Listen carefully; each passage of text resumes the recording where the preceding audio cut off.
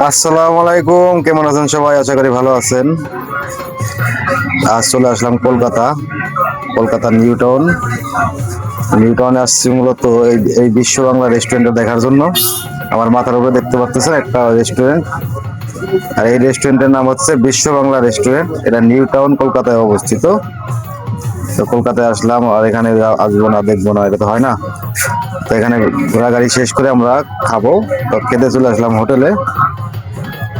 আর গরুর মাংসের দাম কলকাতাতে অনেক কম, বাংলাদেশের 1/4 দাম। সেক্ষেত্রে লোক তো সামলাতে পারলাম না, গরুর মাংস নিয়ে বসে বললাম খাবার জন্যে। এখন খাওয়া দাওয়া শেষ করে তারপরে হোটেলে রুমে যাব।